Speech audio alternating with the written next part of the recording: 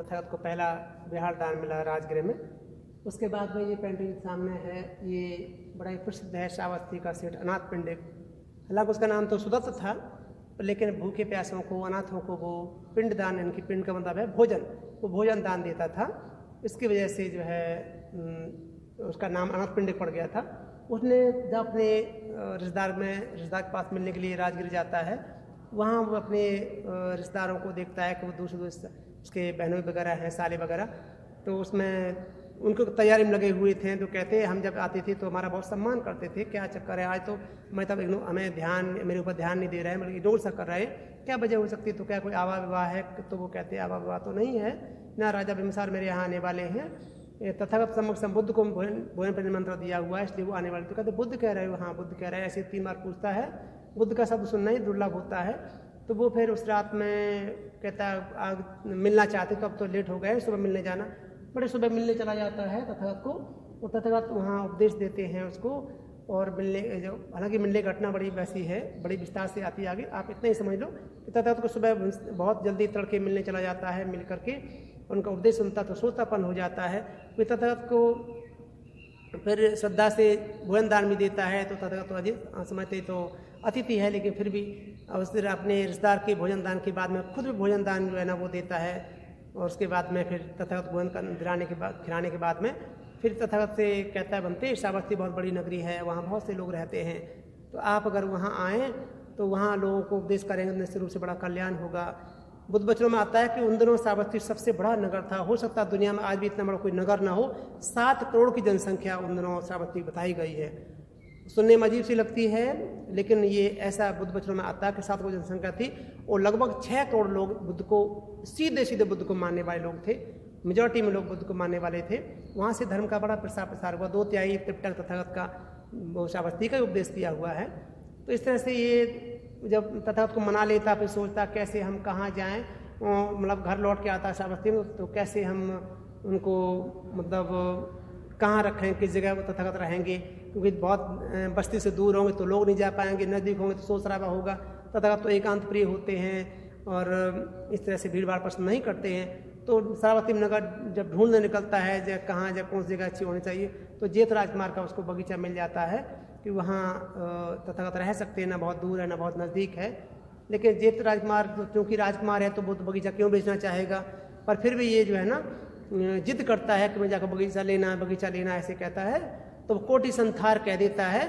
तो कोटि संथार बोलता है ठीक है चलो डन, पक्का हो गया सौदा। और जाकर के बैलगाड़ियों में सोना भरवा करके मोहरों को जो है ना मुद्राएं चलती थी, उनको सोने के सिक्कों को बिछा करके जमीन खरीदने लग जाता है। उधर दौड़ के माली जो होता है, क्योंकि ये भी वो सेठ बिछा रहा है सिक्के सोने के, और दूसरा उधर जो है राजकुमार का बगीचा है, तो वो सूचना देने जाता है कि राजकुमार वो जो बड़ा संभ्रांत सेठ है अनाथ पिंडिक, वो जो है सोने सिक्के बिछा के ज़मीन में पता नहीं क्या कर रहा है, कुछ ऐसे कर रहा है, तो आप जाके देखो। तो जेठ राजकुमार भाग के जाता है, वही दिखाया गया उसको, दौड़ के जाता है कि आप ऐसा क्या कर रहे हो। तो ये बात हालांकि न्यायालय तक पहुंचती है कि मैंने जब बगीचा बेचा ही नहीं अपना, वो कहता है कि आपने जो कोर्ट संथार कह दिया है, राजा फैसला करता है कि आपने कुछ भी कीमत बता दी, कोई देने को तैयार हो गया है तो वो सौदा पक्का माना जाता है। आप इसको बगीचे को नहीं वापस ले सकते, सेठ ने उसको खरीद लिया है। आपने कुछ भी कीमत बोल दी, बार बार कहता था कुछ भी बताओ तो उसने कहते कोटि संथार सोने सिक्के बिछा दो, आप उसको खरीद लो। इस तरह से वो बिछा के खरीद लेता है। तो फिर जब ये पूछता जाकर के वहाँ दौड़ के क्या वजह है, ऐसी ज़मीन कीमती नहीं हो सकती, अगर सोना भी उगलेगी तो तैयार सोना नहीं उगल सकती, तो आप ज़मीन को क्यों ऐसे पागलपन कर रहे हो, ऐसे ज़मीन कभी किसी ने नहीं खरीदी। तो कहता है आप नहीं समझते ज़मीन कितनी कीमत होने वाली है। यहाँ तथागत समक्ष बुद्ध लोगों को उपदेश करेंगे, यहाँ के ध्यान साधना करेंगे, यहाँ निवास करेंगे।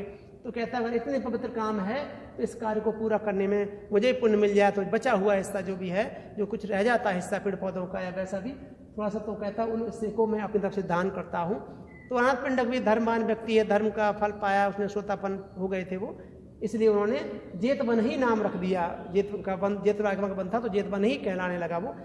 तो आज भी उसके खंडहर श्रावस्ती में देखने को मिलते हैं। बड़ा पवित्र स्थान है। तथागत ने वहाँ श्रावस्ती में 25 वर्ष वास किए, 19 वर्ष वास उसी जेतवन में किए थे, जबकि उनके माता पिता, उनके मामा के पक्ष के लोगों ने दोनों मिलकर के 80 करोड़ का जो विहार बनाया था, जो जिसको कहते हैं पाटलिपुत्र में।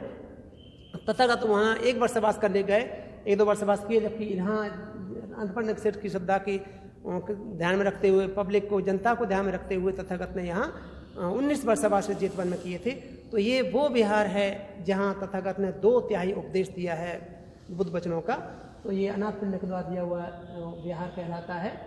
पेंटिंग में ये सांची गेट बना के दिखाने का प्रयास किया है, पर ये सोने सिक्के बिछाते हुए लोग वो वही कार्य कर रहे हैं कि ज़मीन को इस तरह सोने सिक्के बिछा करके जितना इसको ढक देंगे उतनी ज़मीन हमारी हो जाएगी, तो जल्दी से ढकने में लगे हुए थे। वही दिखाएगा। तो देखो ऐसी श्रद्धा होती है, ऐसे श्रद्धावान लोग, उपासक उपासिकाएँ स्वधर्म में जब आते हैं तो अपना तो कल्याण कर ही लेते हैं, दूसरों को प्रेरित कर करके अपने लोभ को त्याग करके, क्योंकि इस संसार में तथागत कहते हैं देखने को मिलता है दुख से बाहर निकल, लोभ से बाहर निकलना है तो केवल दान ही एक ऐसी चीज़ बचती है जो व्यक्ति को लोभ से बाहर निकालती है। तो उसी लोभ को त्यागता हुआ वो अनाथपिंडक सोने से बिछा करके तथागत को जीवन दान करता है। उसकी पेंट बिछा करके, पेंट बना करके दिखाने का प्रयास किया गया है। ऐसा आप लोग इसको समझें। तो ये अगली पेंटिंग है, आप देख रहे हैं एक महिला